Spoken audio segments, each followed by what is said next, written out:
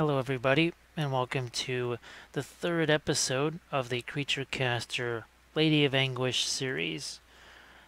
I've temporarily attached the wings, just to use a little bit of blue tack, because I wanted you to see what's happened the first two episodes and how what we did in episode 2, and I'm going to grab a little brush to point with here. Getting that orange in here was really key. It's not that I didn't like what was already there with the darker grains. It would have blended well with this, but somehow I felt like I needed this orange over here. You can see the orange down here too.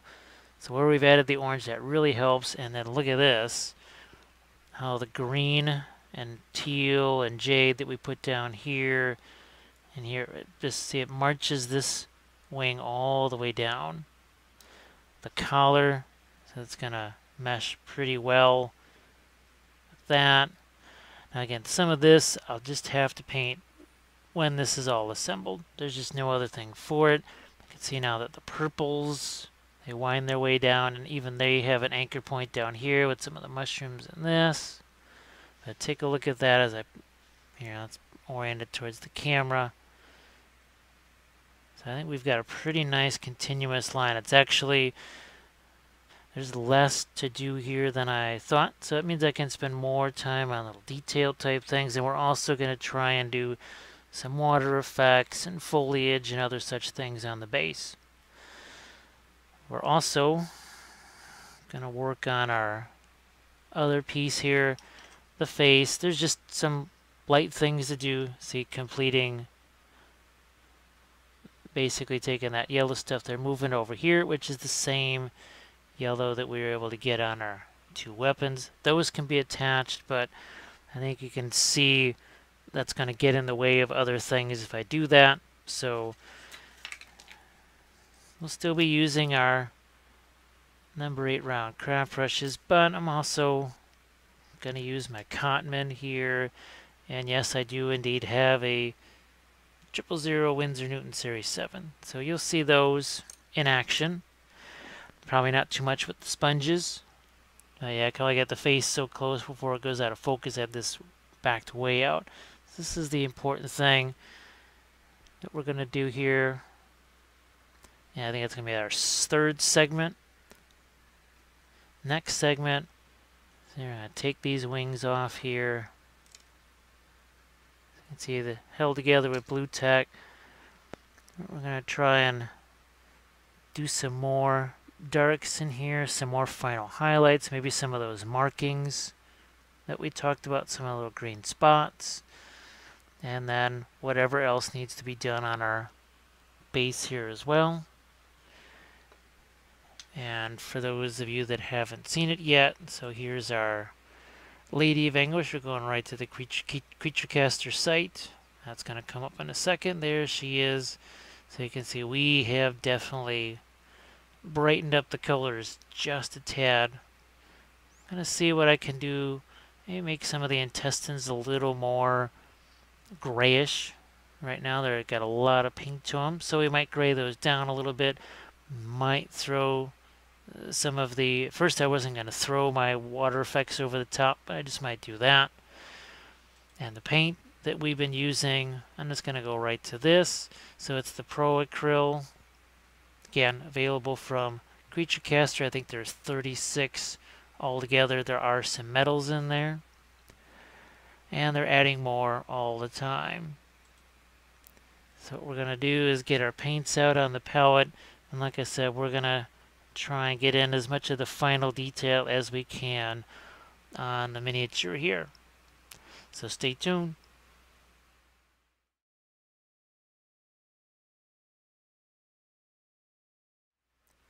We've got those colors out on the palette, so it's time to get back into things here. Again, we're going to be adding some more highlights in some places. For instance, I see I forgot to add some ivory out here. We're going to do that. I believe that's what it is. It's bright ivory. So I'm going to throw a little bit of that out there. And we're going to grab some of our jade here. A little touch of that. Make sure we also have our yellow, but that really makes a nice bright green. In fact, we'll incorporate a little bit of that right now. And I just want to make sure that we have this in reasonable focus for you. And what we're going to do is just do a few lines. We're not going to do every single one. So I just pick every third or fourth one there. Maybe stop down here. Now get a little more of the yellow into that.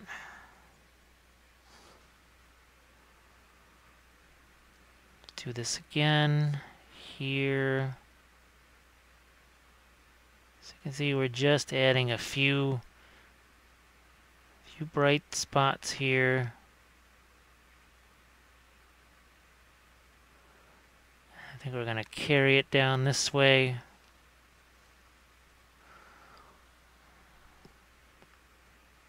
Down into the chest here. Same thing on this side. Now what I'm going to do is have this bit a little bit more towards the mid-tone and then do it on the other side.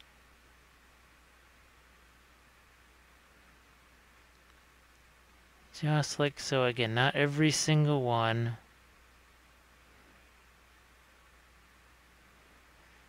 We talk all the time about refinement and just how much do you want to put of that in your miniature.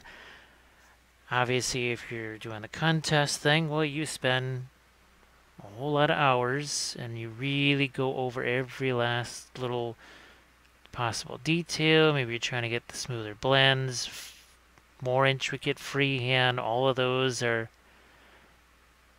perfectly valid things to go for. No problem there.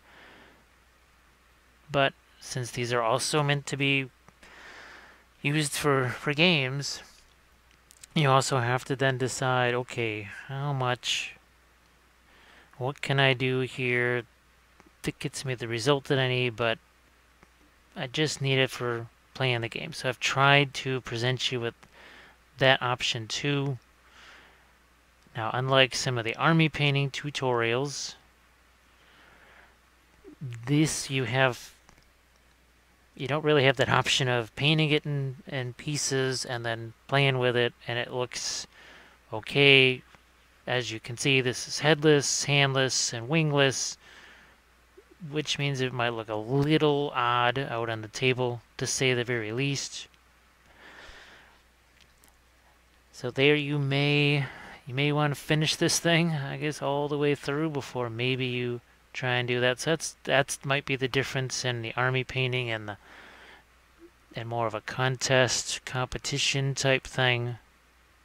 So here's, again, just a few lights in there. We're also going to get down in this area because I don't even think I had this brush out when I was last working on this section here, and we're doing the same thing. We're taking some of that brighter teal, with some of the yellow incorporated too. And as I've said before, there's an awful lot of texture here. These aren't smooth metal plates, which is why you see a lot of that stippling that's been going on there. See, we'll do a little here. And then if I feel the need, I have to go back, darken it down. I've got my jade right there, and so I'll go back to stippling here. Working our way through. So this is even more. The last episode had a little less of the frenzied activity. First one obviously was just, it was hack and slash. We were trying to get all those colors established as quickly as we could. It's definitely not delicate paint applications, to say the least, but that was all part of the cunning plan. See if we can put some of this on there. Let's say we want to tone it down. I can even take some of that grayish blue, so it's not necessarily only darker, but it also then tones it down because it's just more gray. And we're going to bring this up in here. We're going to bring some of the green up into this area. Remember what we did up here. Yeah, this needs to be resolved a little more over here too. And what did we talk about? We talked about doing some of the greenish spots. Now, didn't necessarily actually like the darker ones. I'm going to try something that's a little lighter here. So I'm going to turn my brightness back up. Touch here. So you can see it. See, we got little orange dots.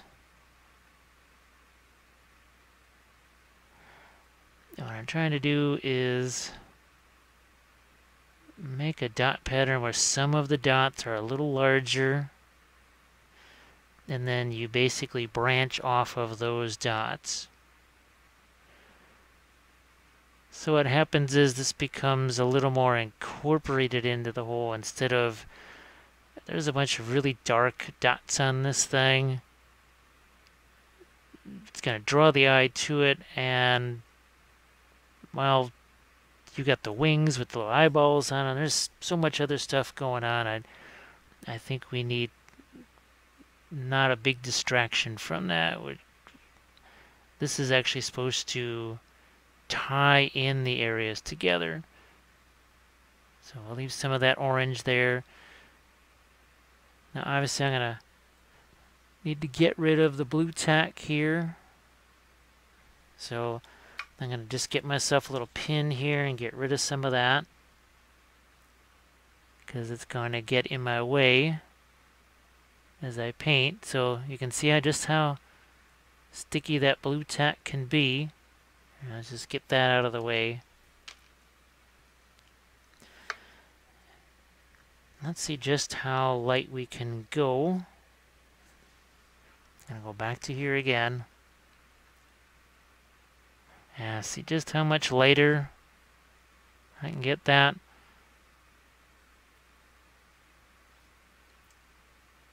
We're going to add a little of our light teal here. Now that, I want that to mesh with what I've been doing on the face. So actually some parts of this will get some of that yellow.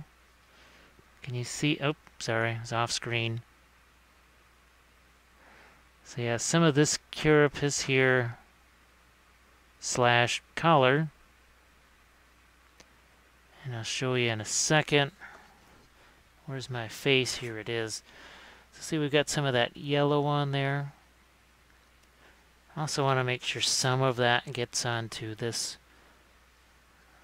color. And I'm starting to incorporate a little bit of that here, just with the white.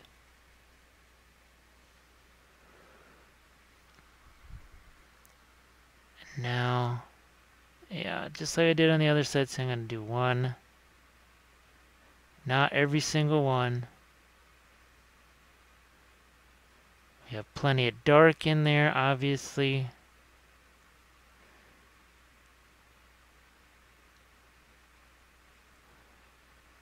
And every so often, yeah, I also have to think about some of my other colors. There's some of that orange / yellow. Idea is to break up that surface a touch. I don't want to kill it completely, but there was too much of the same value there. It wasn't so much about the color, it was only the same level of lightness. So I'm going to also turn my brightness back down. And where it's necessary, yeah, so I'm going back to my orange here. This is just a regular orange. We don't have it incorporated with the red so much this time. Working on the upper arms here.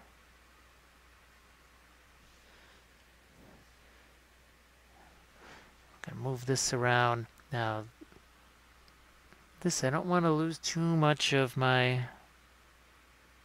orange there, so just have a tiny bit of that. So I'm going to accentuate maybe some of the little holes that are here.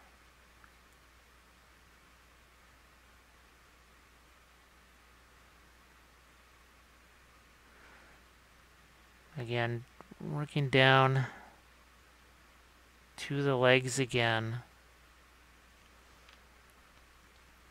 Let's see if I can reach the brush in there again. It's more like I already feel the back of the brush hitting the camera mount, so I have to move this to where I won't be hitting the camera mount, and hopefully you can see some of what's happening there.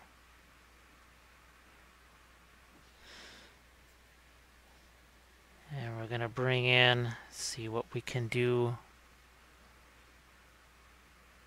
here. See how much brighter we can go there.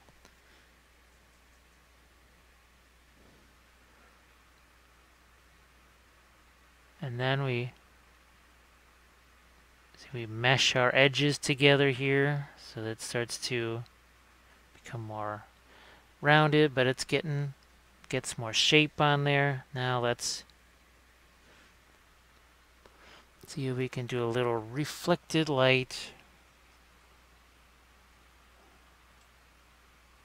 Just doing a little focus thing there. So that's going to be too light if I do that. I'm going to grab just a touch brown here, knock this down. It's a little bit of that, I think that's the dark umber. Yeah, that's the thing. Definitely needed a little something underneath there. Whenever you have something that's round, you always want some form of reflected light, but it does get kind of important on things that are round. So I'm going to make sure I keep... Now, we don't want it too light. If the reflected light is lighter than your main highlight, that's not going to work too well. So it's a balance. And for those of you that are new to the reflected light thing, maybe it's a balance that takes you a little bit longer to figure out and adapt.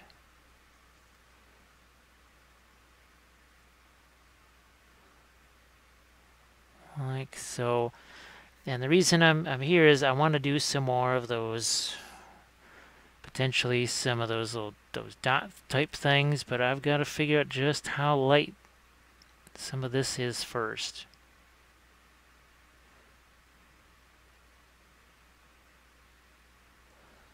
Because remember, we do have those white areas on the wings. And there's nothing that is even close to that white on the figure itself. We've got that orphan color that we talk about sometimes, and nobody wants an orphan color.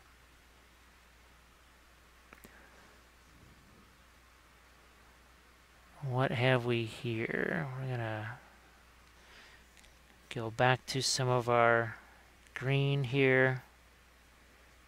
And this is along the side of the torso.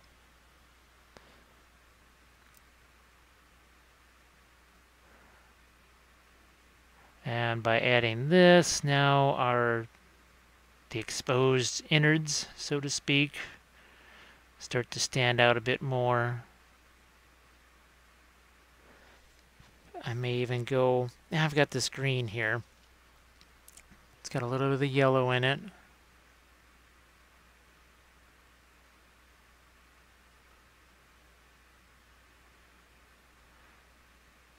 So what does this do? It makes this start to turn. This goes back, this turns. I really would like to get some of this green here.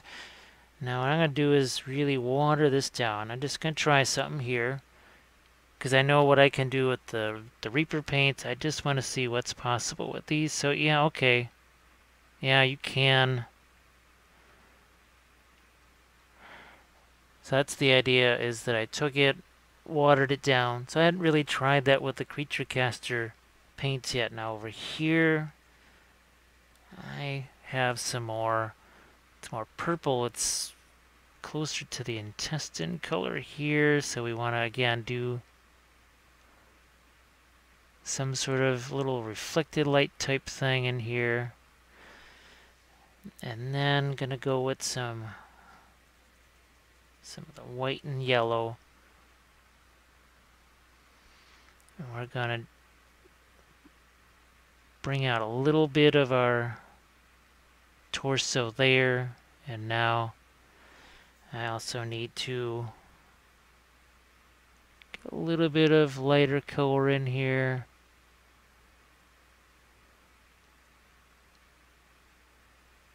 Bring some of that in.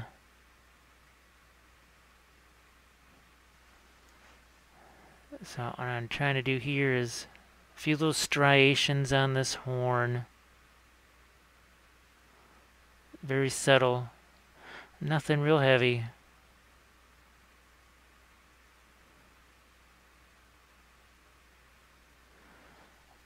Now, here's some of the jade. That touch of that blue, and there's a little hint of orange in here. What's that going to do? It's going to actually darken it and cool it down. And now we shall see what we do with our, again, those more greenish spots. So a little more, again, tightly packed together. See how they start bigger and then start to get smaller and almost a little more spread out as they go along. That pattern right there. Let's try it on this side now. Is that where you can see it? Looks like it. So again, we start out bigger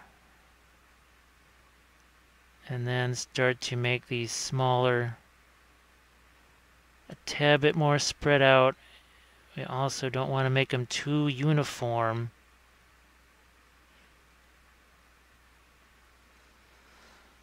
So that, yeah, I'm going to go. It doesn't wipe out the orange ones that we did earlier. It works together with those, complements those.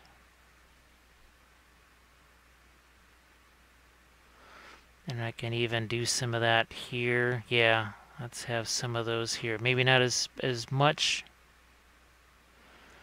as on the other side.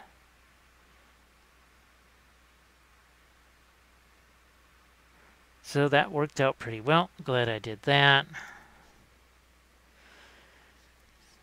And like I said, when you're working on yours, you don't have to do any of this stuff. My whole reason for doing these is to just present you with some more options, maybe things that haven't occurred to you before.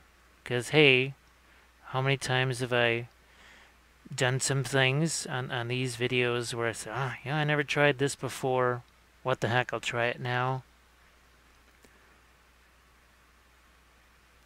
You've seen in the last episode how easy it can be. You get paint where you don't want it, whatever, you just wipe it away.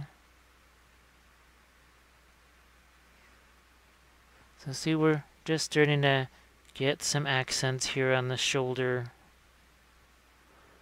Brings that out a bit. There's some yellow.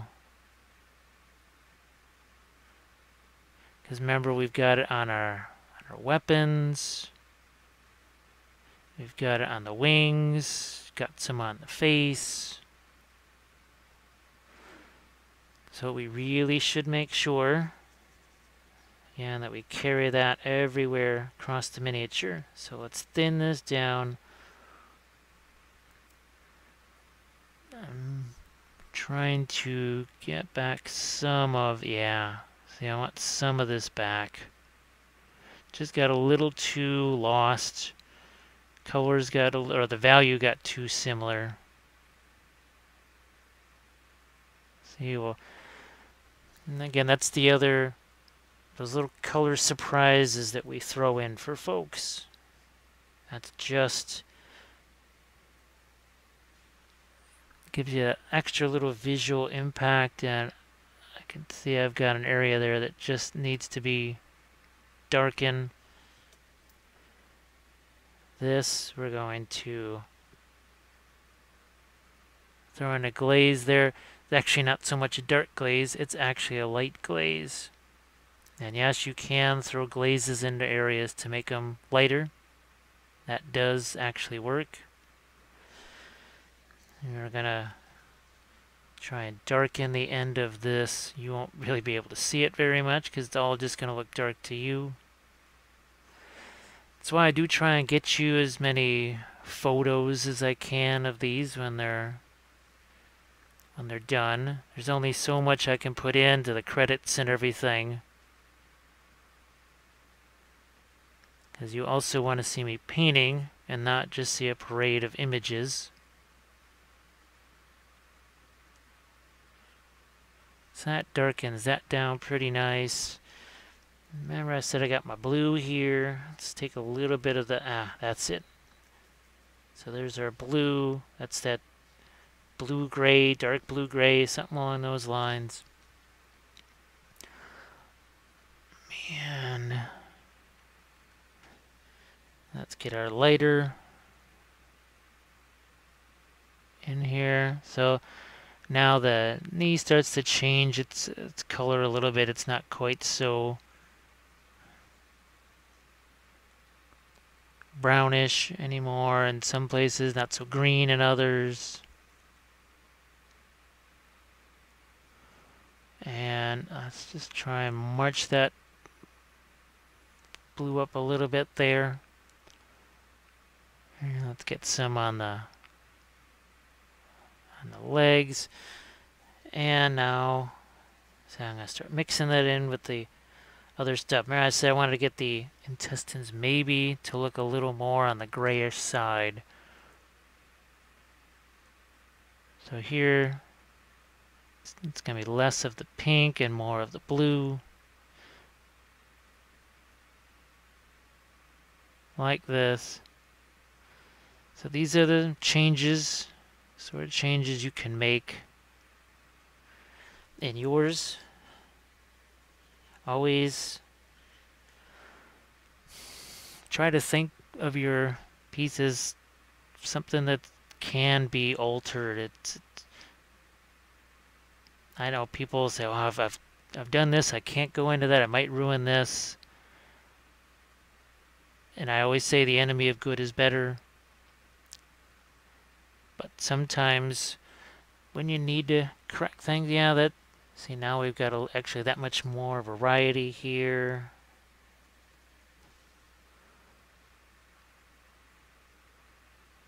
And that, yeah, some of those I might even make those a little darker in places. So I'm glad I did that. Now we also have to get some more depth in here.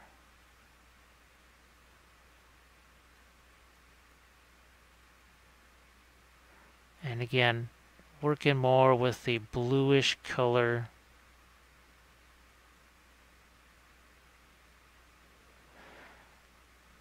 Now for me to really go over some of the rougher parts where there's some brushstroke anomalies or whatever, that will just have to happen off camera because I don't have the space to really hold it the way I need it to. So I'm going to put a little purple in here. Yeah, that was just a little touch of it there. Didn't go crazy with it. There's another little hint of that purple there.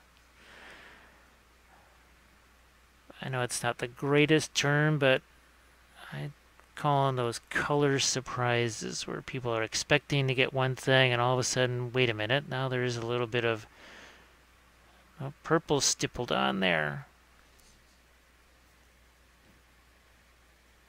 And we're continuing some of that more grayish color here. Also making some things lighter.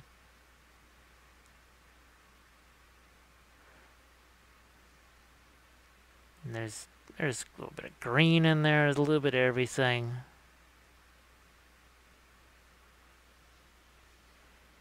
And then maybe we leave that alone. So we're going to go back down into here again. Get some of this lighter version of the intestine color.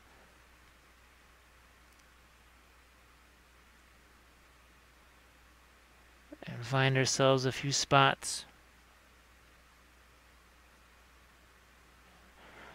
But then stop and move on. Always stop and move on. Don't get too wrapped up in one thing. So what do we got here? We need some lighter stuff here. But you notice I just captured a few and then left these go.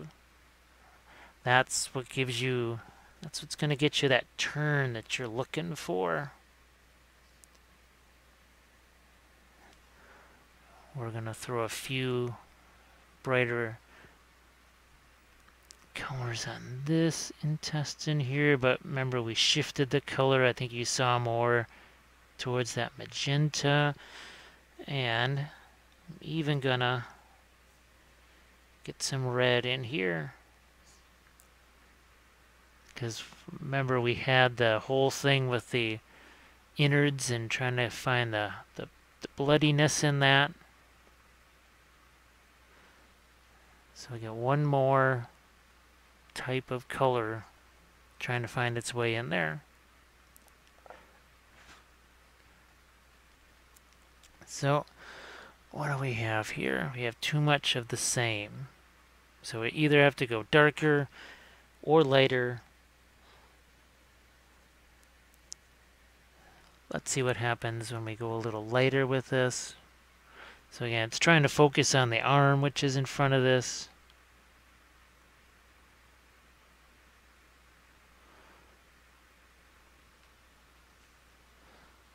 So yeah, now that's gonna, see, from behind there, that'll make a big difference.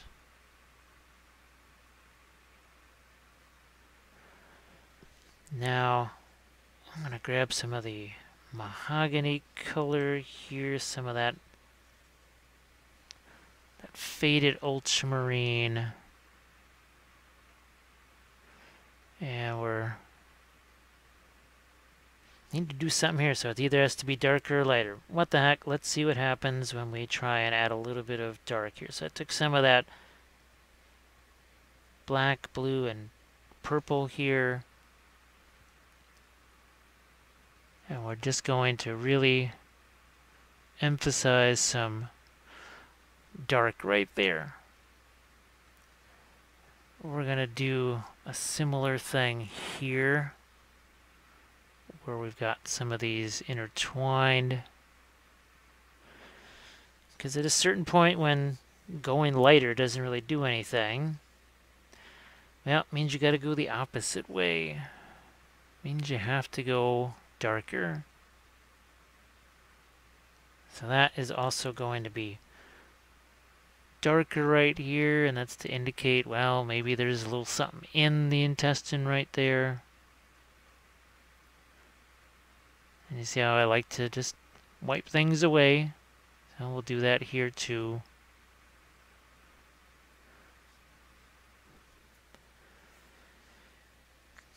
Go back into some of that darker stuff.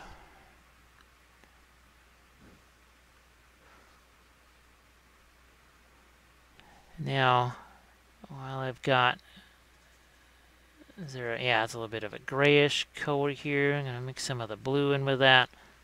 See what we can do for our hooves here. We got to do a little something there. Yeah, so basically, again, trying to orientate this thing the right way. I'm just going to do these vertical strokes. It keeps it sort of in keeping with the rest of it, where we had all of those vertical strokes, remember, on the wings. A couple more here, and then might have to throw some of my ivory back out on the palette there. And yeah, and see if it gets too light, too fast. What do? We always have our color out here, and then we just tone it down.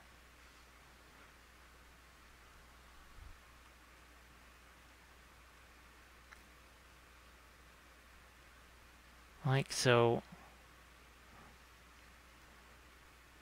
Same thing on this one. And the back of this.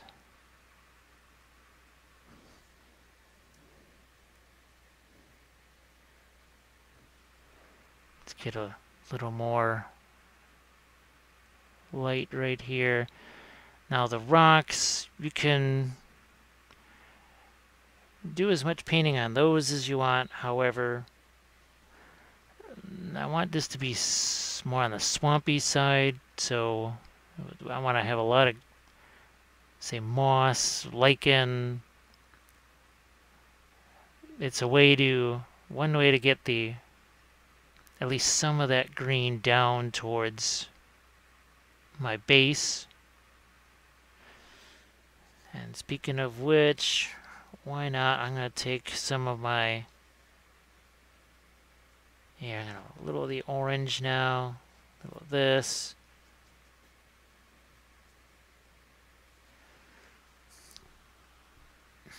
And I'm just going to maybe paint a few little things here based on what happened. Remember, we initially did this as very watercolorish. Why am I doing this? Because when I put the water effects over the top of this, some of that will show through.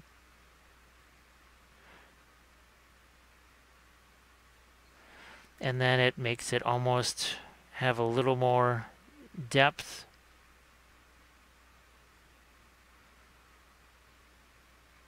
So again, I can paint some of that green on the rocks there.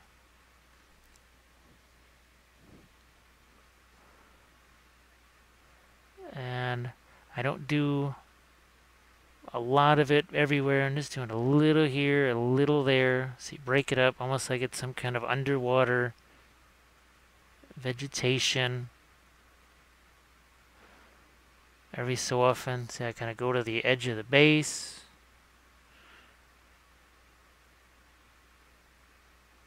And this is an area, in those areas, I'm just going to use an awful lot of, say, some of my flock and static grass.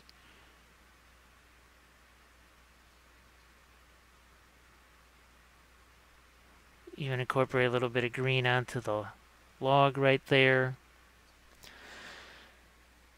While I have this green, I can see some areas here that at least need a mid-tone. I'm going to drop a few of those here.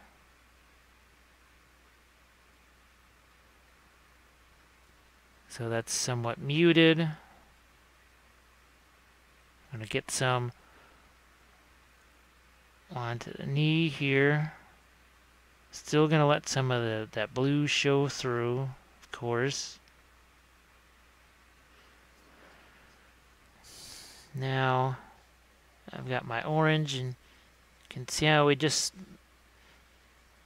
take that color and say, okay, if I add a little bit of this, then I'll get back to this. And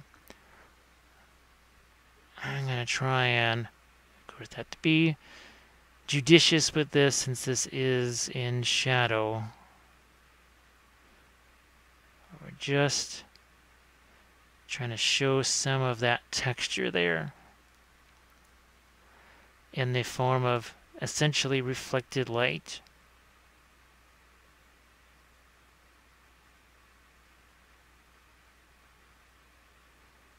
And there we go.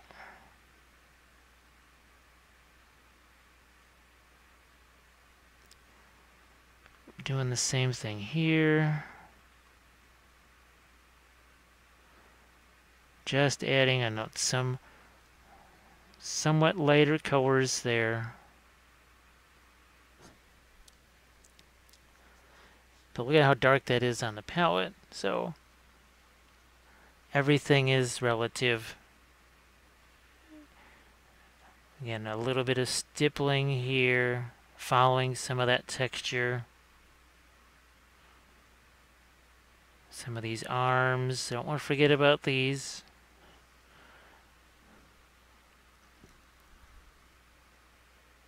Here we are.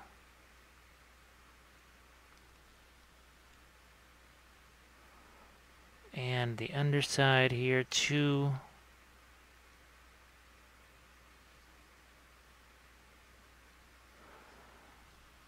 Now, can we incorporate just a touch of this?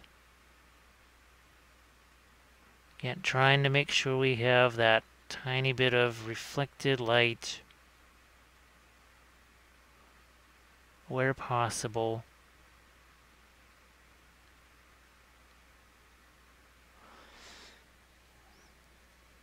And I'm going to use this to lighten it up.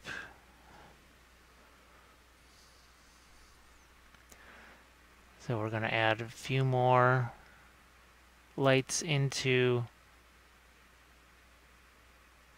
these areas of back of the leg.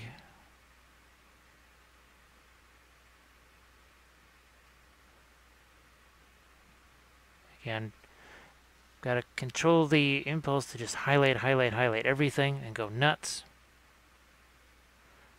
Now in here, we've got wings that are going in there, so I say I'm going to have to throw out a little more of my yellow here.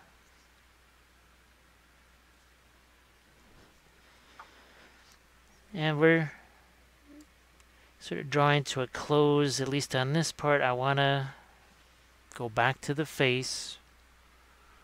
And I'm sort of taking a peek over there right now at the face so that I know how much of that yellow to incorporate right here along this edge.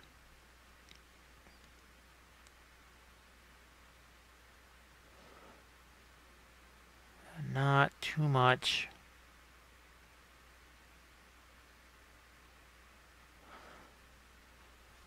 Can we get, I'm just trying to get a little more of these little striations that go into, yeah, that part of the carapace there. That's good. And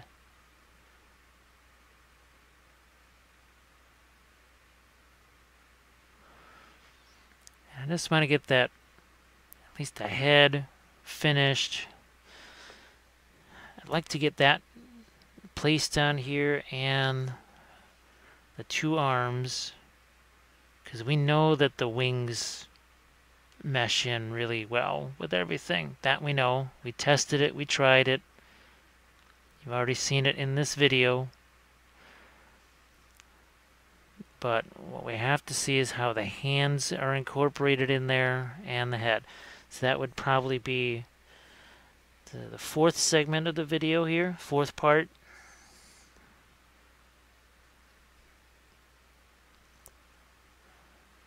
Yeah. See, I don't want to lose the magenta that was established there, so I'm just going to stay away.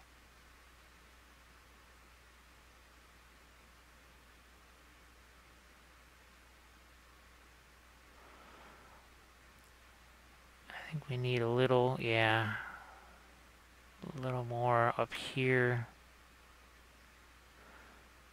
That's the same kind of yellow that went on the wings, more of a yellowish ochre.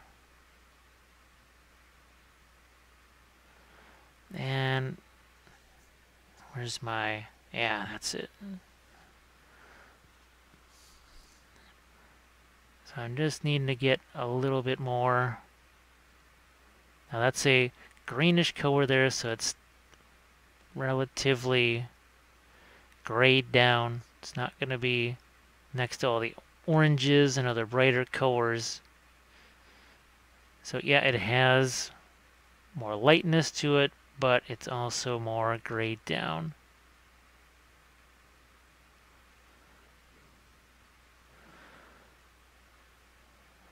What do we want to do here? Touch of something lighter.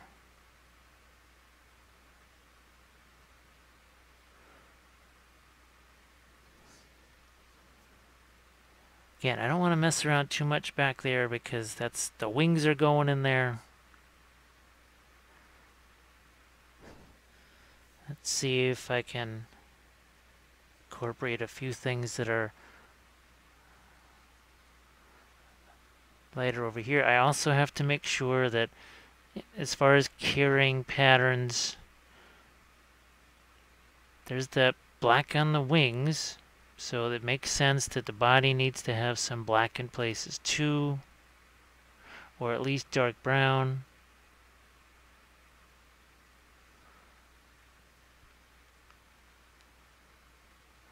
Now in pieces like this where you potentially have frenzy of color, sometimes the eye just needs a little place to chill out and rest. So I'm going to throw, I've got some white here. I'm going to throw that back out.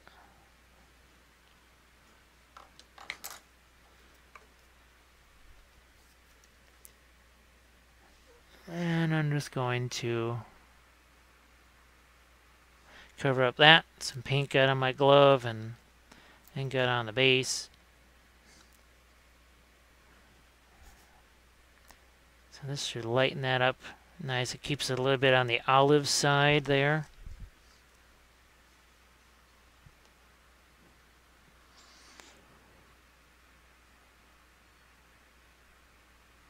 Just trying to find a few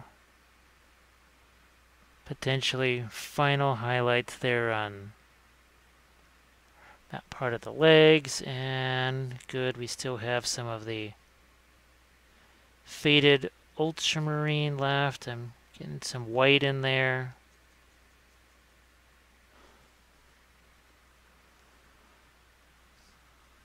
For a few, yeah, see how much, look at how much farther we can go. So once again, this is a reminder that don't get too far out over your skis too quickly. Sort of build evenly with your, when you're using the lighter colors like that in your highlights. As you see now, my highlights have a massive impact. So much more impact because, well, we were patient, really, really patient. I know some of you are just, come on, get to those final highlights already. But sometimes you just have to set that urge aside to go, you know, bang with that bright highlight. So what we'll do now in the next phase of this is get the face and do some final work on that. There's not a lot to do, not a lot, because we need to see this all together. See what those little dots right there did. So much more impact because around it there's a lot of midtones, darks. So we'll be right back working on the face, and then we can get it attached to her finally.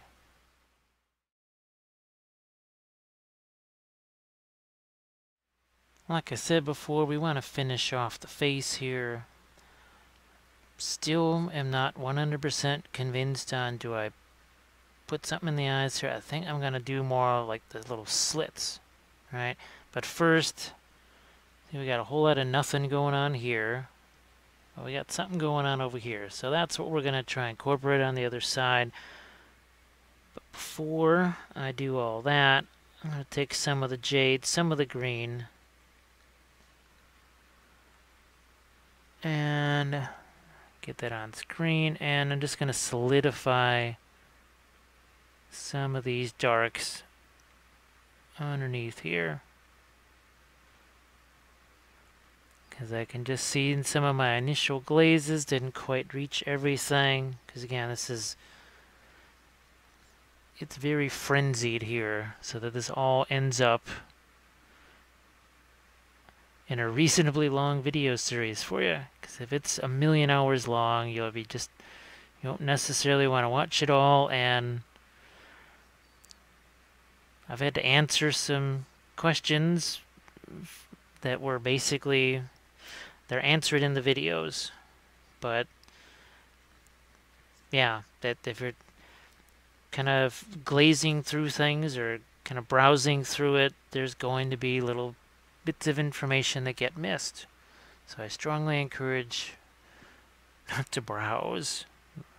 And I know it's hard because, well, like with me, if let's say when I'm just painting for myself, for doing the work stuff and everything else, if I'm not filming, I'm usually either listening to some kind of historical documentary, some sort of a research thing. And I also will listen to, say, terrain tutorials. Because lo and behold, sometimes the most important information is a little throwaway thing they put in the video, or it's not just the material, but they maybe talk about an alternate material, maybe one that's easier for me to get. Because, sometimes apparently Reaper colors can be difficult to get overseas. That's why I'm trying to also do the oil painting things. Because I think the MIG ammo stuff is certainly easier to get in Europe. Now it's a little tougher to get here. Alright. We've got our yellow and orange back out here. And let's get some of the junk out of the brush. And let's start to, on the side here of this little bit of the head, we got the orange going. Let's start with that. Remember, this is where we try and bring some of the stuff from the wings. Is that where you can see it now? It is. Try and bring some of the stuff from the wings onto the head, and it just gives you a nice bit of contrast here. You really got that bluish green, teal green against all of the orange here. Because, believe it or not, the face is, well, I don't know if it can be the complete center of interest here, but generally, when you're doing portraits, you want that center of interest to be the face, not the knee, the hands, the weapons, whatever. You really want it to be the face. Again, trying to make sure you can see it, and try and make sure these things are in focus. Now, it's a little tougher when the camera is zoomed in this much. I also have another camera that I'd like to try, but the filming schedule is so frenetic that I don't actually get the chance to really do the experiments with it that I want. So I'm hoping that it also gives me some more bigger range of focus options and close-ups and that sort of thing. There, so let's see, we've matched that reasonably quickly. Now here, the face, that's just, I didn't like how that came out, so guess what, I'm gonna make another change here. I'm going to switch this around. It just, I don't know, didn't like how that came out, so we're switching it around. Heck, I'm already actually liking this better. Yeah, I'm already starting to like that a little better. And I'm not dry brushing. Please believe me when I say that's not dry brushing. There's plenty of paint on there. I also need to get some paint here. So even at this late stage, I'll still say, yeah, you know what, that didn't work the way I think it was going to work. I've done more of the rest of the figure. I said, no, it's time to make a change.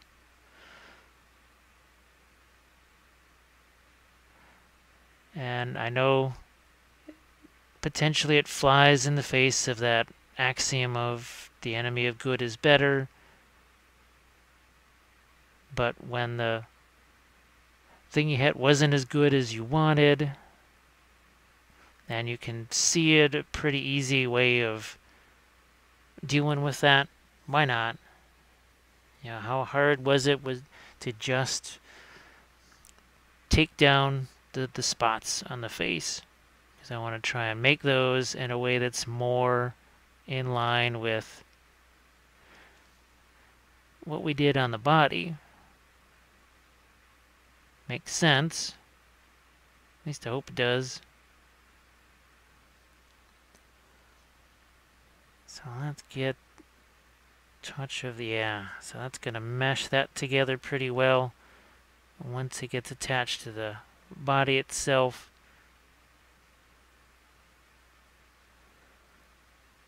So yeah, I'm going to definitely... Here, let's get some more of the jade. More jade.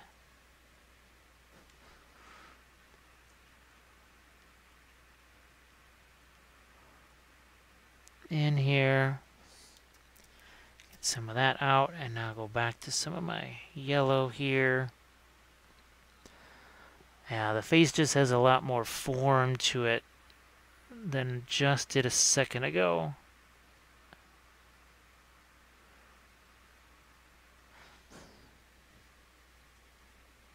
And now I'm going back to some orange. Now, the difference with these and, say, the Reaper paints, the Secret Weapon paints, is that ability.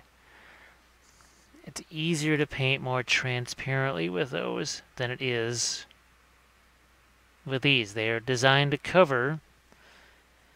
And as I do this, I see that I have to add some more water to them. Now, maybe with your painting, you add some kind of medium that thins the paint down. There's certainly no problem with that. You know, again, just because I don't use those mediums, that should not affect you. You know, say if you want to use them, don't let me talk you out of things that you have success with, or that you're used to, or that you have a lot of money invested in also, potentially.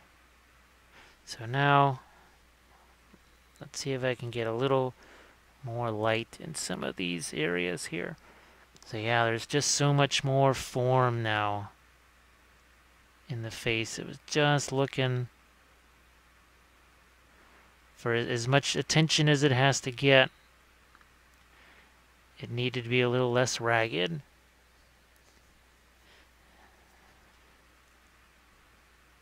And what I also will probably do is get into my even smaller brush there. So say I need to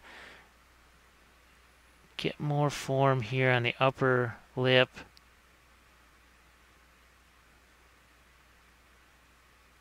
Yeah, definitely needed more there. We got some of the, let's see what happens with some of the orange. And yeah, get a little on the side of the face here. So, speaking of orange, let's incorporate a little up here.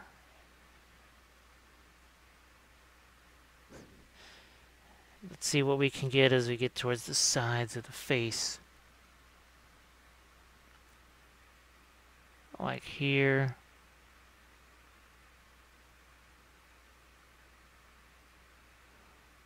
On the nose.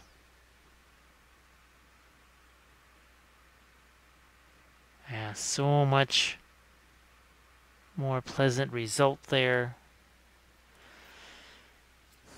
Now we have our Series 7, but let's try and do our thing with the eye here.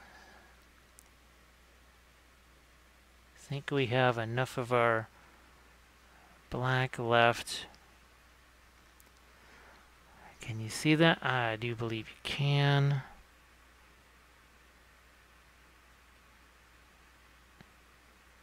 What I'm just trying to do is make it more of a slit than an iris. It may work, it may not. Also gonna do more on the eyebrows here.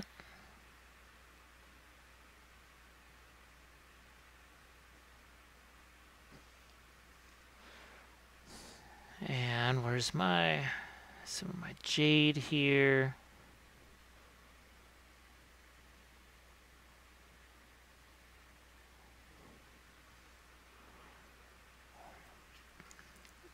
Sorry to be twisting this around this way and that. I just need my best handhold on it.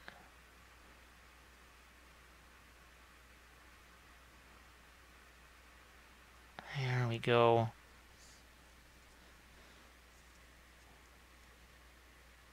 And I'm gonna see what happens. I can get some of this yellow and white together.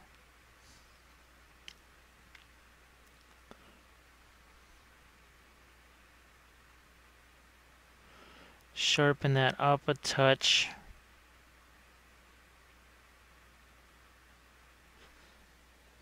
Sometimes with the eyes you have to go back and forth a little bit.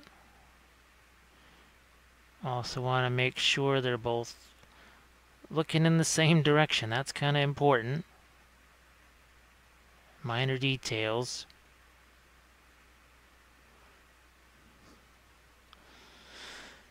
Yeah, I think it gives it a little more expression. It can look a little bit blank or dull. Otherwise, see if I can get some light here over the top of the eye. So I have to thin this down.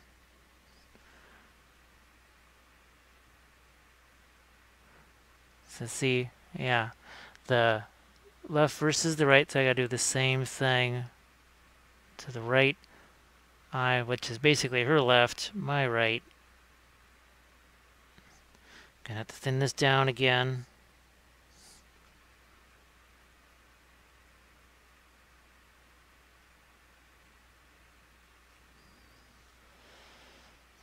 So I think we've got a little more personality now. A little more expression than we had before we added in the little slits for irises. And make this a little longer if I can.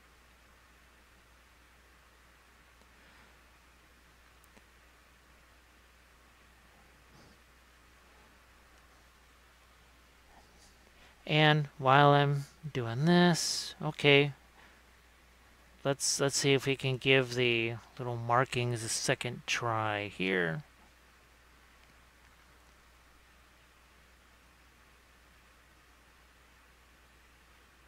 And maybe they're a little more subtle this time. A little bit lighter. Yeah, see just a few there.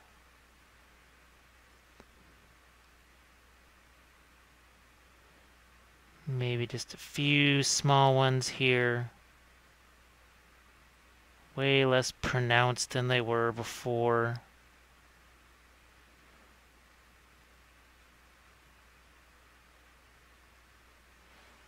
That's better.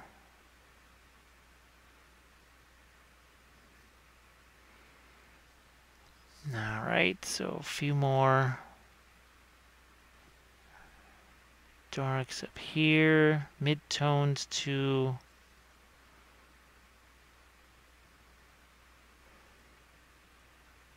See what we can do under here. Gotta get a little more. It's just too plain right here, so I'm just gonna introduce a little green under there.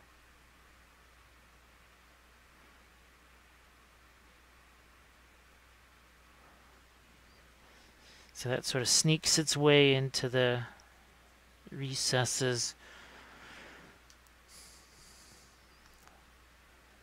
Yeah, I've got some of the orange out again.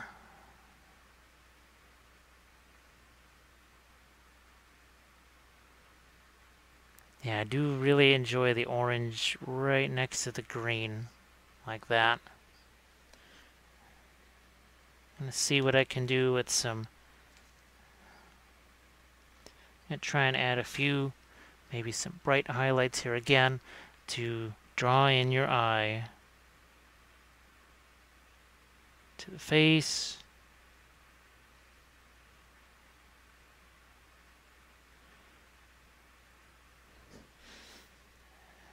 You will now see it a little on the nose, a little there. Maybe some on the chin.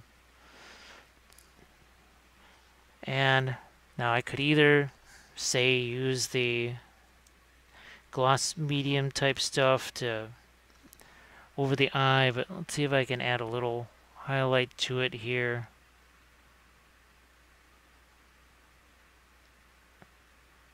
So there's a little touch of it right there. See if we can add one on the other side.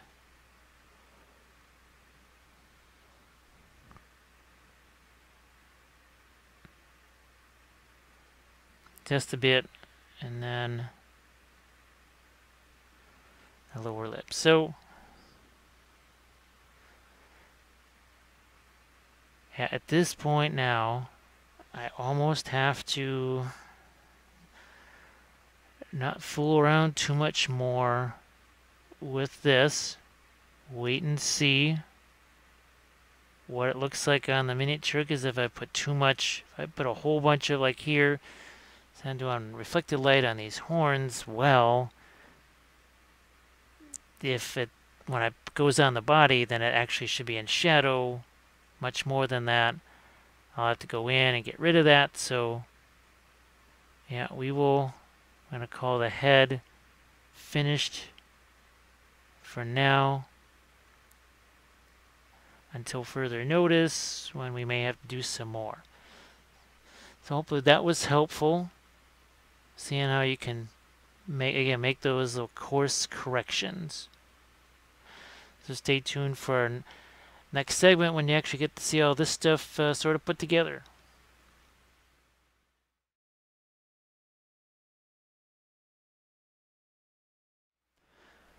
Well, this is really neat because I've got everything together.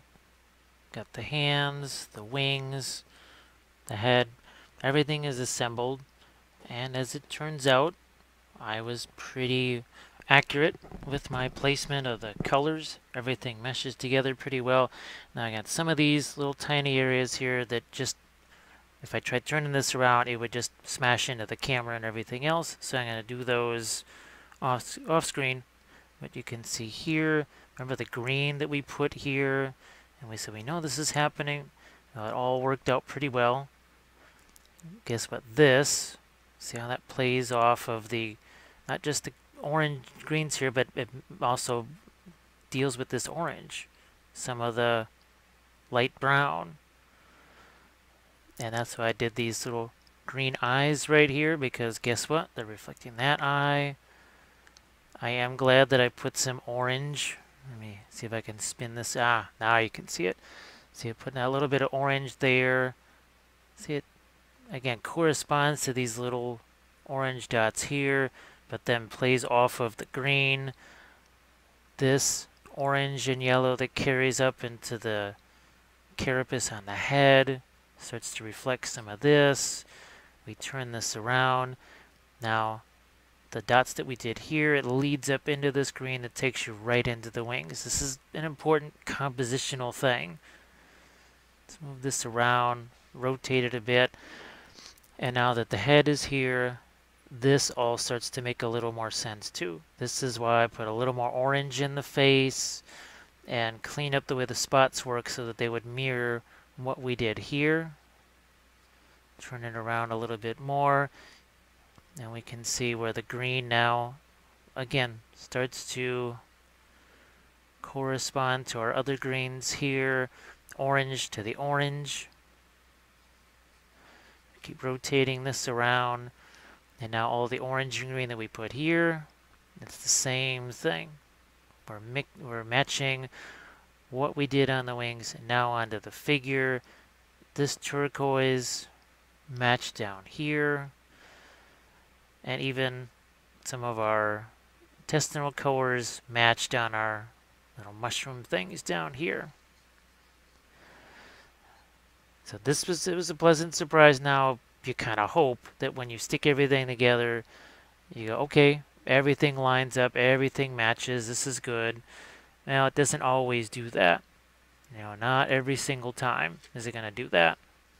Sometimes you have to maybe do a little bit of wash or a glaze over the top, something along those lines. But here we're going to say that is okay. Now for the next stage of this, and it's the final stage, it's the basing. Now I've got a few different products. It's going to be a long segment because we're going to try and use stuff like this leaf punch here from Green Stuff World. Now those of you familiar with the previous tutorials, you've seen me using this before, and I really love these. There's, oh my goodness, at least 8 different types of this. Oak leaves, maple leaves, you name it. So we'll mess around with this a little bit too. These are also from Green Stuff World. Now I talked to you about homemade tufts. The one thing I don't have is purple. And I also wanted to show you a comparison. So these are obviously the ones from Green Stuff World. These are mine. So you can see the similarity where you've got the effectively the flower petals here. It's just a slightly different color. What this really is, the flowers is ground up foam of different colors. But the purple there really matches some of the things that I wanted to do on the base. With those little slightly more fantastical colors. Right? And we might paint that a little bit brighter too so that we can match these. We're going to be doing some more things with, if I can find them, with some flock, right? And here's some of my cut leaves. There we go. There's some of my pre-cut leaves. I've got some other ones too, but these, again, provided by my good friend from Alaska of all places. He had some neat purple leaves that he cut. And what I want to do is get those attached to this, see that little tree branch thing right there. So we have a lot to do, definitely a lot to do. So what we're going to do is just say, hey, she's all together, all in one piece, good to go, ready for some basing, where we even finish it off with some water effects. So stay tuned.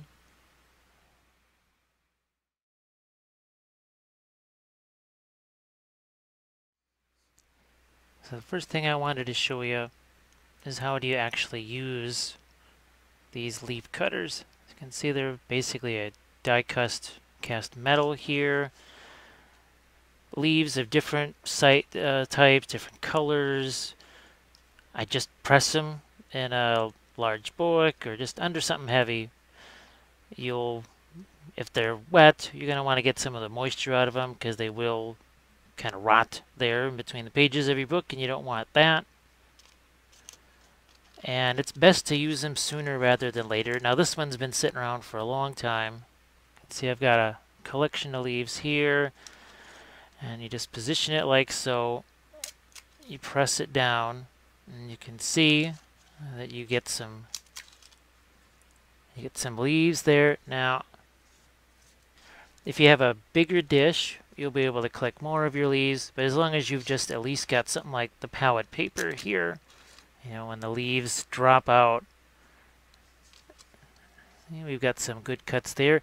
If they break a little bit like that, maybe it's because you went over a vein like this, but you want those little veins in there because that's what makes it a little more effective than, say, cutting a piece of paper, which is the first thing I tried doing. I basically painted that thinking, oh, I can paint this any color I want, it'll be great. And it just didn't have the texture. It really just looked like a painted piece of paper and not much else. You can see how this slips over the leaf. Press it down, and each one is generally going to give you 4 of these little leaves. And depending on the color of the original leaf that you select, here's one that's a little bit different, obviously a red maple. So I'm just cutting some more leaves, and I've got green ones too. They're not so much for ground cover, but remember how we want to glue these leaves to that tree. See, sometimes what I'll do is, okay, this is going to be too rough. I'll break that away, which let me slip this right over the top and get some nice leaves right here. See, I'm going to break some of this junk away. Just let me get 4 more leaves. So it can be, you know, a little bit on the messy side, but you see we've got some more leaves now sitting in here. And this is the sand and gravel glue. I really enjoy this because when it dries, you can't see it. It does a surprisingly good job of holding stuff. Now, I don't use it for holding down grass tufts. I actually use it for, again, putting the leaves on there especially. And sometimes, I'm going to grab it here in a second. So I want to knock stuff over.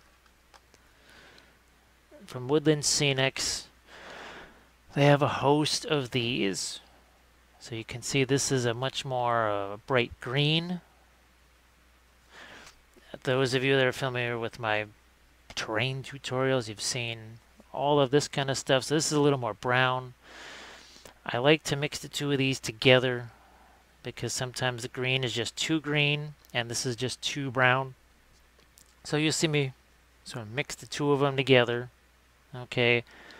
But what I think I'm going to do first is, remember those flower tufts I was telling you about? Again, just moving some things out of the way. So we got these. I'm going to take some of these out of here. There we go. And then I'll also grab my tufts. So I think what I'll do is maybe use a combination of those and maybe my bluish purple ones here. So a little different colors. And again, I'm hoping to do video tutorials on how I made these. So you can see the principle is essentially the same. See how that foam is sitting on top of the static grass there? Well, look what's happening here. My petals, they're sitting on top of the static grass. Now I had thought about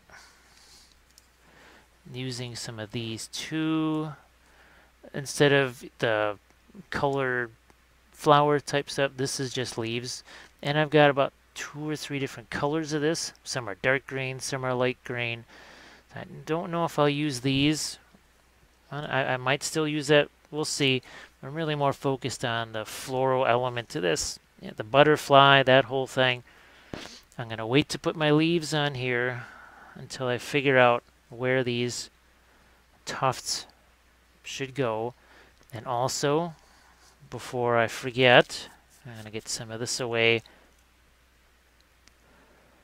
I've got some of my magenta here. And for the heck of it, what I'm going to do is throw a little more paint on that just to complete that look. So let's get ourselves just a regular old brush here, like so. And look at how that brightens that up.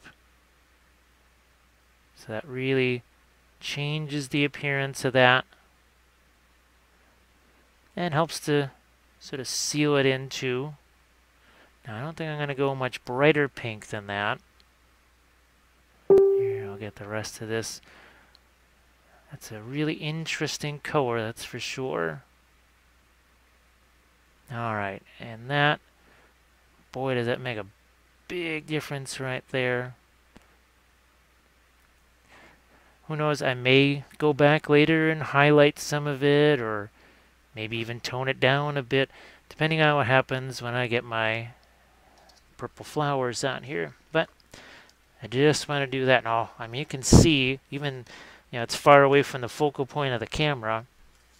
And speaking of which, we are going to zoom in a little bit here for you on this base. How's that? Well, get your focus in there. Bang, that's better. So now we definitely have that more in line with these flowers, and there's different sizes. So I'm going to grab one of my push pins again, and I'm really thinking actually one of those here, because remember, this is where this stuff was over here and stuff, so I'm thinking some of these tufts in here and here. I'm thinking a tuft here, and definitely some back here. So let's start with some of those. Now there's again different sizes here. What I'm going to do is pull one of these off.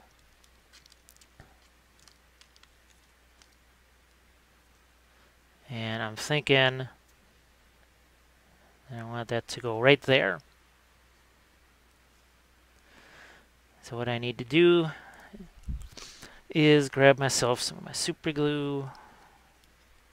It doesn't take a lot. I use too much, it's going to leak out underneath, and don't want that. So just a little touch of it there. Now remember, we also want to use some of our flock, some of that green flock, so we don't want to go too crazy with these. So there's one. Here, I'm going to move one of my lights down here so that it really hits that for you. And we know we want one in here. And that's I'm gonna say I want one of these larger ones here. See, that one's a little too big. What am I gonna do? I'm gonna rip off a piece of it.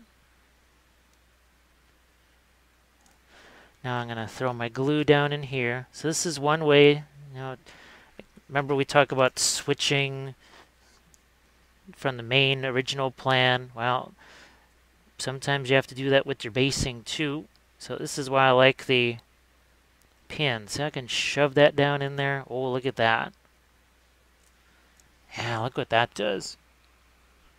Yep, that is really nifty. So I might even have to lighten that up just based on what I did here. But let's see. Will this piece work there? Might be a little too large. I'm going to go for a smaller one here. You have to be a little careful with these because those will come off if you're a little too rough with them. So what we're going to do is pop a dot of glue here. I'm going to grab this. I'll put you right in there. Oh yeah. Definitely worth it. Look at that. So now this is starting to have a more fantastical look to it. Okay. I don't think I want any of the flowers growing out of the water. Maybe it's a little plain there. Now, where else had we thought of putting one? We had thought of putting one up here, but that's too much on one side. We have to think composition. We have a whole bunch of tufts on this side with none on this side. So something's got to go over here. And guess what? I'm going to plop one right there. Yeah, I know it's rocks. But hey, this is also a butterfly monster. So I think reality, that shark has been jumped. And guess what? Poof, right down in there. This is a little thing I like to do with my shrub tufts, is to put those in an area like that. You know, sort of jammed in underneath the log, and you go this way, you say, oh, wait a minute, that needs to be pushed down in there a little more. That's where this little pin will help you. And I think that balances out what we want to do with our purple tufts. Now let's see if we want to maybe throw in some of our blue tufts somewhere. And I'm going to find one that's relatively small, like this one right here. We'll throw that one. I'm going to throw that up here. Let's try it, see what happens. If we don't like it, we can always just pull that away and throw some other green stuff, some of our green flock in that area. Alright, yep.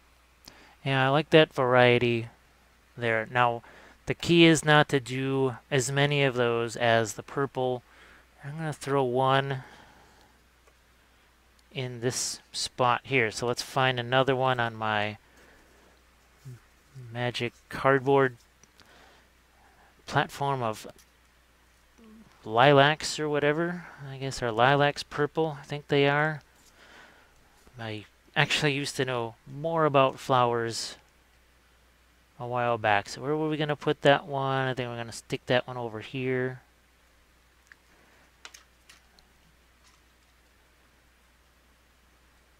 And again, take our pen, set you down in there, and at now, oh yeah, that's a good one.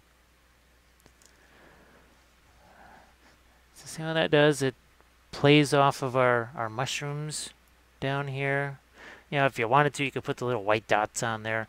I might still do that. We'll see. But now as you look down this way, so you've got the greens here, you got this bluish purple. So all of our purples are accounted for. I know it's kind of a weird way of thinking about it, but yeah.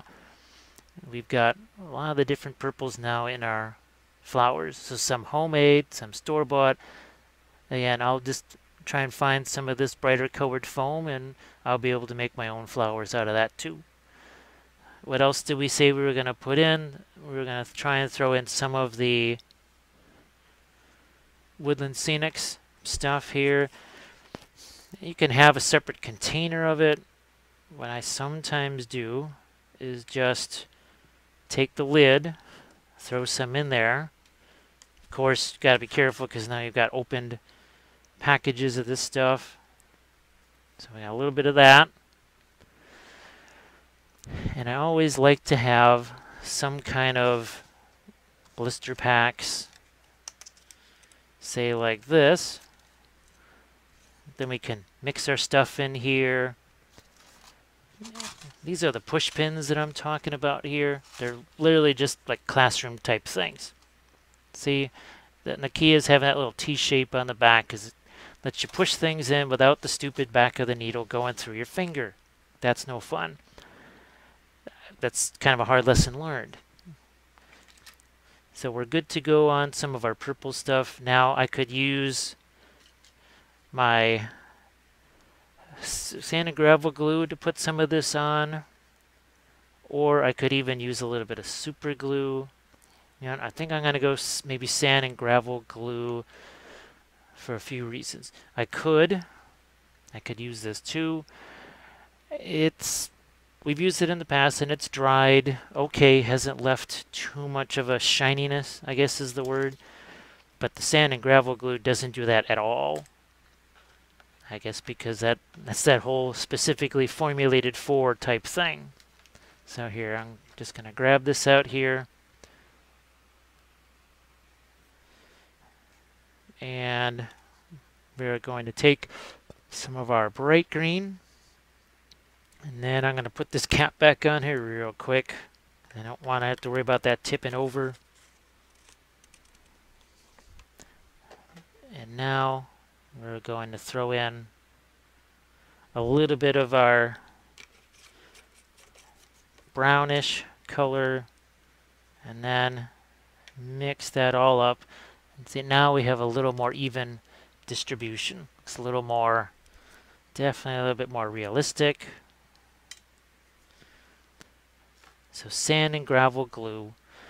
What I'm going to do is snag myself a cap here. I'm going to pour some of that in.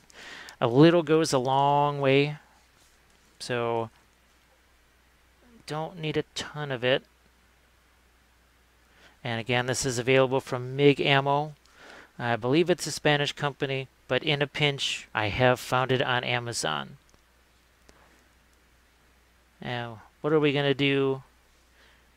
I'm going to spread some of this out on my rocks. Just moving this light a little bit so I can see things here. Then I'm going to take a touch of my flock here, and I'm going to drop that down in there. So now, sorry, I got to do a little, get rid of some of the extra.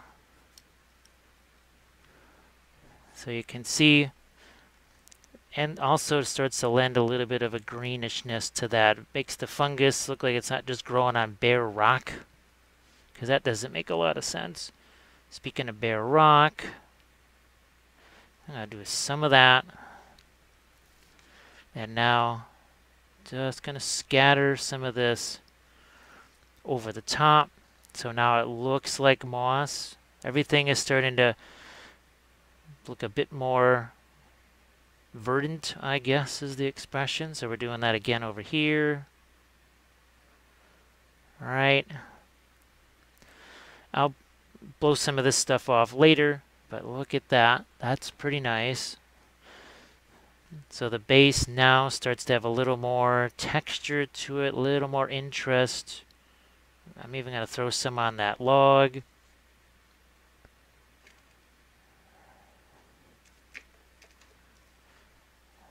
Here. And what this helps to do also, I'm going to give this a quick,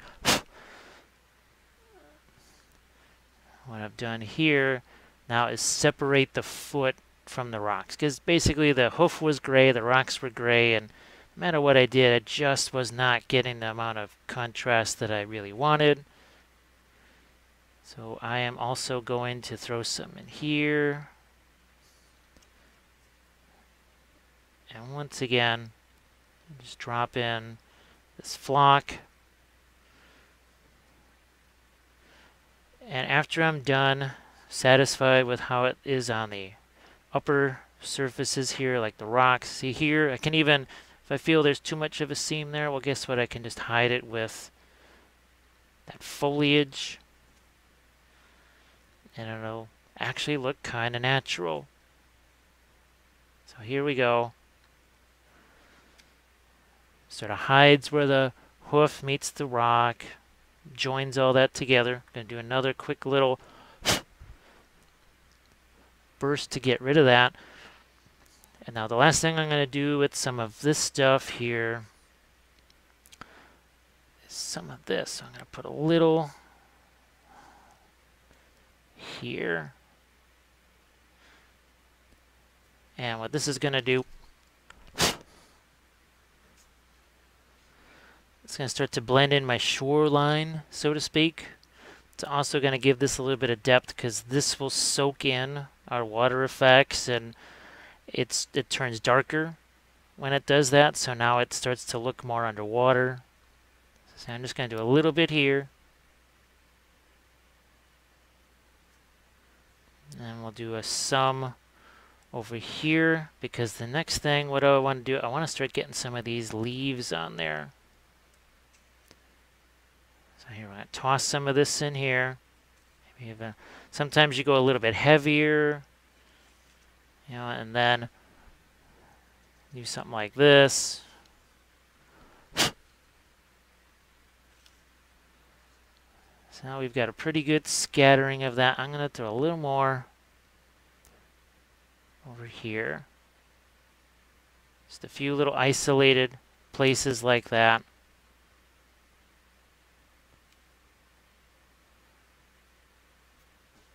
And then give that a little bit of a blow, and now you see we've got some flock out here. What's next? Gonna put the flock to the side. And we've got our leaves. And we still have our glue. I'm just gonna make sure that's there where you can see it. And what I want to do is go over here into these corners again, up against the shoreline. This is where the leaves have a tendency to collect. And there's a few ways. This is something I say there's already some little bit of glue on the brush here, so I'm just picking up piles of leaves like this. I'm just dropping those in there. I think you can see them in that crevice over there. Here, let's do some more. And the idea is that these leaves have fallen into the water. Okay. Fallen into the water. And that's going to give us a little extra dimension. Like so. See how I've got them scattered in there, and they've sort of decayed a little bit, you know, being in the water like that. And then we can have it be almost like a tumble of leaves here.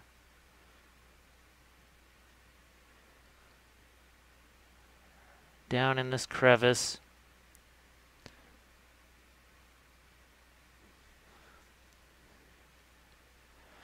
And I can even just pick some leaves up here and just kind of drop those down. I'm going to press it down a little bit here.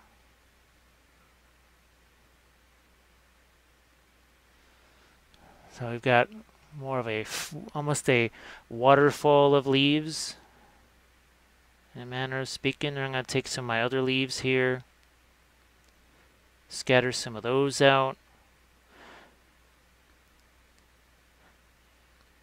And the other idea too is that maybe some of these leaves stick out of the water a little bit.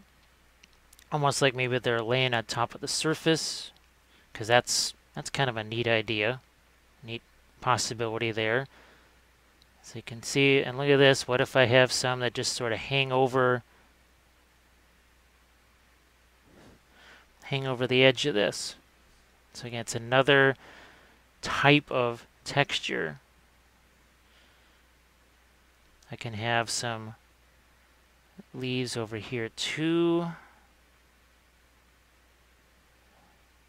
Let's get some onto this rock here. There we go. So now look at the difference. We got leaves here. Turn this around where there's no leaves. Just, it's missing a little something here. We've just given that a little extra oomph. Speaking of back here, let's get some leaves on this. All right, like so. You get some of that sand and gravel glue. I'm gonna grab some leaves here. Again, a little cascade of leaves.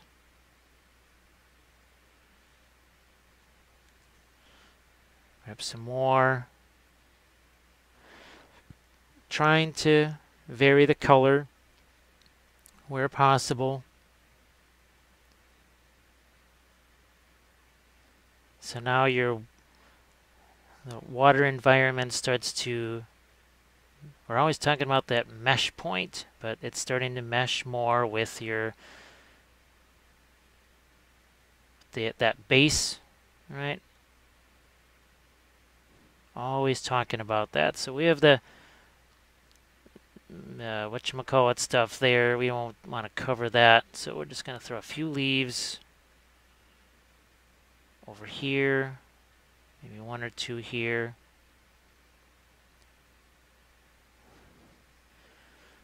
I can even throw in just a couple over here. And you notice I'm focusing on more of the purple ones because I'd like to have some of those on my tree branch here. But I'm also going to throw a couple of leaves on here. Just a few there. So it's doing the same thing that our green flock did. And I want to see what's the easiest. Okay. I think this is the easiest angle for you to see, and just going to make sure that's in reasonable focus. And I'm going to try and get some of this out where you can see it. And I used to do this with super glue, and oh my goodness, that was just no fun. Everything just stuck to me. So what I'm going to do actually is pour a few leaves out of the container. So I've got a leaf here. And the idea is you try to manipulate that and get it stuck to your branch. Now it can take a few tries. Let's see, now I've got a leaf stuck to my branch. See if we can do that again. Now sometimes, like I said, it takes a few tries. And don't get frustrated if it does something like that, because it will do that. Here's another. Here, let's grab a couple of leaves.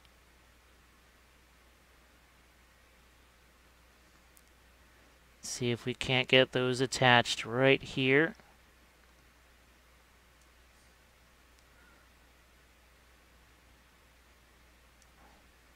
Again, like I said, it can take a few tries before you actually get that established. But once they're on there, they're pretty well on there. Once that glue dries, you're pretty good to go. Here, let's get a few more of these separated out. Yeah, this is something I used to do with super glue, and that just never seemed to work too easy. So see, we've got another leaf over there.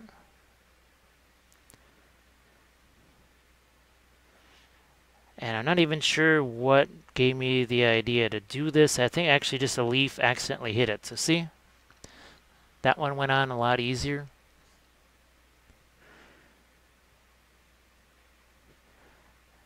And let's find ourselves another nice one here. And there's another leaf. So we're starting to populate the end of our branches with our leaves now.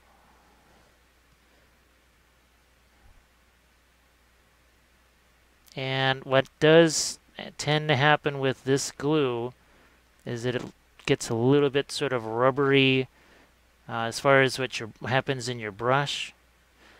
And I've found that rubbing alcohol is the best way to clean that out.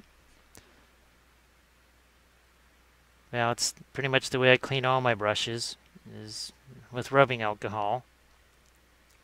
So I definitely recommend that. So let's see if we can get you stuck onto there.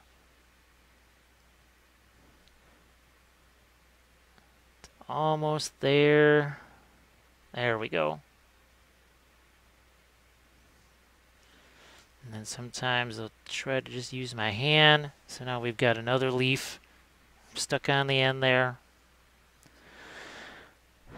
Because before, when I would use these pieces of dried foliage like this, it worked all right for stuff that was maybe a winter theme, especially winter theme. but there was never any leaves on it, so it didn't really work well for summer theme. What was I going to do with that? Well, remember those green leaves I was telling you about? I realized that it was possible. I have to spin this one around. Okay, we got that one on there. Let's see if I can somehow get another one also stuck on there. Here, let's try and position this one on our brush.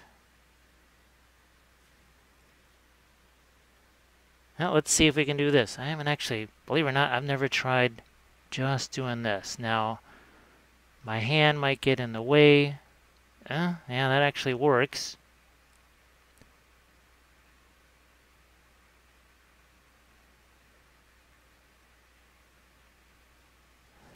Here, let's move that ever so slightly that way, so I've got a couple of leaves there.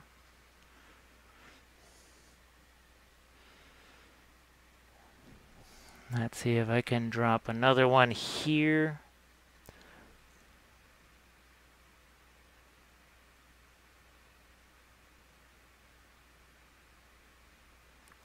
So again, it's up to you. You don't have to do this if you don't want to.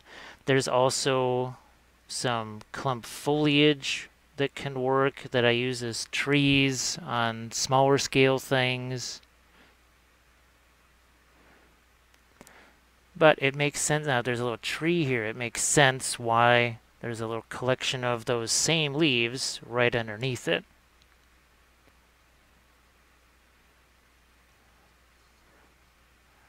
Let's see, there's a few more places where I can get some leaves. Here, let's try and put one here. So again, I'm hunting down the leaves that have the most color on them. Trying to get it orientated the right way. Can you see? Yeah, it looks like you can see it. Bang, that went right where I wanted it. And I'm just populating this branch with as many of these leaves as I feel that I can stick on here.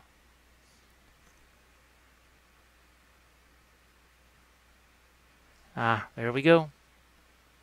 So there's another one. This is really nifty. I was so glad that I just by accident saw, I think I was trying to put the leaf somewhere else, like on the base, and instead it got hung up on one of these branches like this, and I went, well, wait a second. Why haven't I been doing this all along? So there's another leaf there. Now I may get a few more, say over here.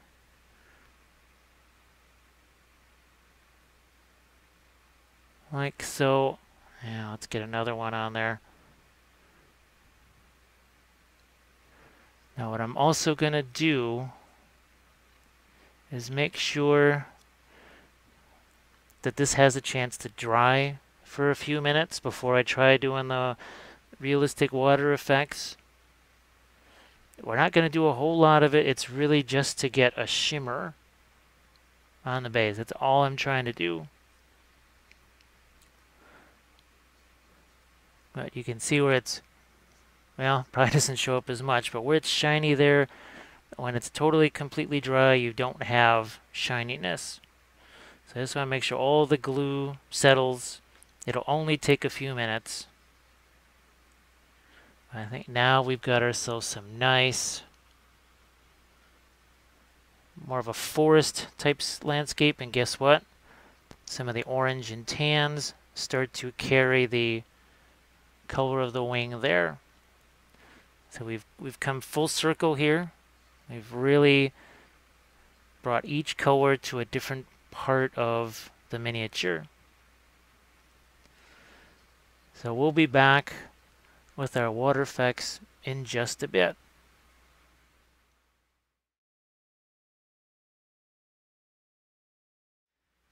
So we gave this a few minutes to dry. And for the most part, you can see we don't have the little glossy rings anymore on our painted sections of our base. Ideally, you let this dry even longer, but I just wanted to get to this so you could see it. Now, this is the Secret Weapon Realistic Water, and when it says do not shake, it means do not shake. I know it's really hard to resist. I think what we tend to do is over here we write do not shake in big giant letters with a marker, just so that removes the temptation to do exactly that. Now, a little bit of this can go a long way, and we're not doing the resin where you actually have a little height to it. All we're trying to do is just get a little bit of a sheen over this. What I'm going to do is take my water here, and what we'll do is we'll throw it a little bit and then we'll move it around. Now sometimes this will clog, and just like all dropper bottles, you go like so. You just want to be a little bit judicious as you make this exit the container, because it will just shoot all over the place if you give it too much pressure. Now here we go. Now it is going to have a little bit of a, I don't want to say coloration.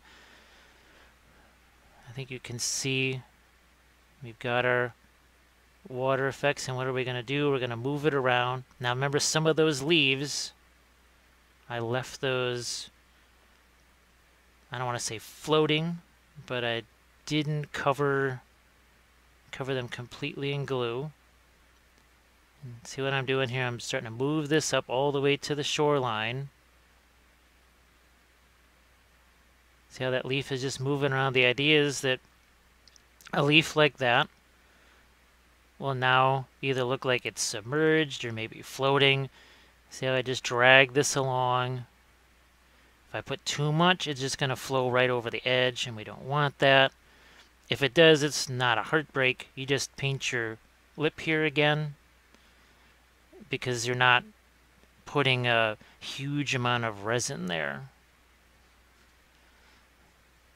So I can even just throw a little bit here on the palette and put some in. If you feel like you don't have that much control over it, you also have to consider that this spongy stuff that we put here, our flock and our leaves, that's all going to absorb some of the water effect stuff. So I think you can see, now you can get a little bit of a glistening around some of the leaves there. So what I'm going to do is just, again, put some of this out onto the palette, and I'm just going to brush it on, just to make sure things don't go where I don't want them to go. And all the while letting that soak in my leaves. And I wouldn't be surprised that maybe I have to do 3 applications of this to maybe get the height and depth that I want. This is a very gradual process, but even just 1 layer is going to show you pretty much what it is that we are trying to do. Now here I'm actually going to pour some of this out because it's a larger area. I could even drop leaves on top of this. And see, again, the reason why I didn't have those leaves completely cemented down is because I was hoping, so I'm going to put a little more out on the palette here, that a few of them would look like they were floating on top of the water. Model railroaders, and this is something that I referred to a lot in my terrain projects, it's basically a forced perspective. You're creating the impression that this is actually one of those projects where you've done this much resin or whatever. We're trying to simulate that because, hey, if this is supposed to be potentially a gaming piece, well, it's not really practical to have a 1/2 inch of resin pour on a gaming piece. But this is practical because all you did was paint the wooden base, and you're just throwing some of this glossy stuff over the top of it. That you can do. That is definitely much more possible. And like I said, a little bit goes a long way. So we're just trying to be judicious in how we apply it. Just sort of applying it in drops. And, you know, I've got leaves here. What the heck, I could even throw some more in there. And as it dries, the leaves will be trapped in there. So we got a few more leaves over here. What the heck? So I'm going to throw those in there. There's another leaf over here, and the water effects will essentially lock it in place, almost like the sand and gravel glue does. Except this will dry nice and glossy, whereas your sand and gravel glue does just the opposite. So see, I just want to get a little hint of a leaf there. Gonna move that out just a bit so you can see it more. Drying time, you want to give this at least a few hours really to cure before you start thinking about a second coat. Here, that's a little more in here. I can already see it absorbing as far as our flock absorbing this. And interestingly enough, see how it, just like say a wet paper towel, this is darker than this. I don't want to tip it over because stuff is pretty viscous. It's designed to flow. And I'm just going to drop a little more here. I just want to make sure it's right up against my shoreline.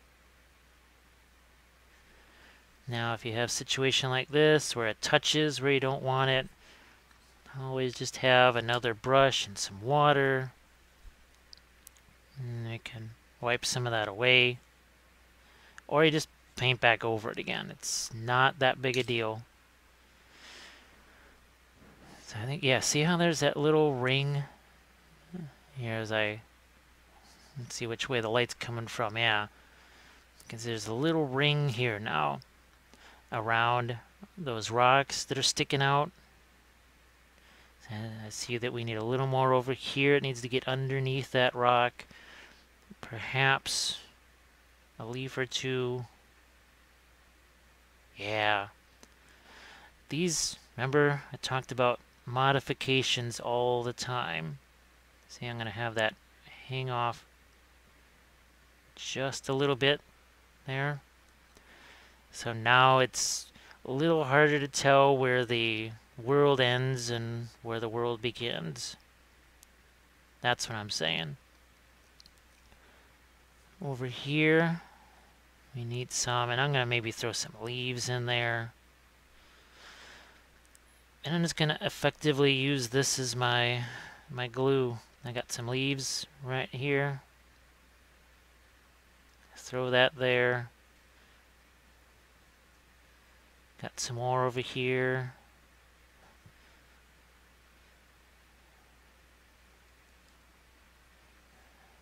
So what I'm going to do is just take some of these that have a little more color to them. That's what I want to do, is pop that right there. Just want to get that to hang over the edge slightly. Like that. And now I'll sort of seal in that goodness with some more of our water effects. So right there, obviously an area where I'm just going to have to paint back over that and hide that glistening stuff. And here's another example, the difference between our dry flock and the flock that's in the water. You could tint this stuff. I would suggest, well, actually Secret Weapon makes their, I believe they still have their washes. Those are really transparent, and I'm pretty sure that I have tinted this stuff, this water, more than once. Maybe a little touch of green to get it that swampy look. So I'm going to grab this to point with now. Yeah, a little closer for you. And again, the leaves have more of a damp look than the leaves up here on shore. So they potentially look like they're floating on top of the water. And remember, we did our dark greenish underpainting here of the water. All of that was planned from the very beginning. Remember, that was one of the first things that we did to this, was to paint some of that greenish color on the base. So I try to emphasize this over and over again, that it's a chess match and you have to think in advance. You always have to think, okay, if I want this to show up more or this to register as this, I need to do this first. It's a lot of unseen effects, sort of like what we did with parts of the miniature there, especially where, say, this hand was joining here and it looked really weird to be painting the green skin. And this was so orange, and all of a sudden it doesn't look so orange when compared to the rest of the figure, when it's all in its entirety. So again, just working my way around here, and I would not be surprised if I had to apply this to get the sort of, again, sheen and depth that I want, potentially 2 more times. If I had constructed a dam around here of some kind, then maybe I could have poured more in, but it was just, you couldn't have seen it. Would have been too much of a pain. This is just, it's easier to just do this, step away from it, let it dry, just like it was when we were doing the leaves. We said, you know what, we'll just let it dry for a little bit and then do our water effects. So I want to say thanks again for watching this 3-part Creature Caster series, and all of those who have pledged. It really helps, gives me the time to make my own homemade grass tufts and invest in getting those supplies, so then you can see how to maybe save some money of your own, or just, again, have more options. I want to say thanks to Creature Caster also, and you'll be seeing many more of these. I've got another tutorial where it's basically a chaos, almost more like a corn style demon, but as a lava demon. Yeah, look at that. See all that nice shimmery stuff going on? It almost looks like a little bit of waves in there or whatever. Yeah, that is, I like that. So thanks again for watching, and I will catch you on the next Dark Sword / Army Painter / Creature Caster / Blackheart Models Bust. One of those tutorials for sure. Thanks again.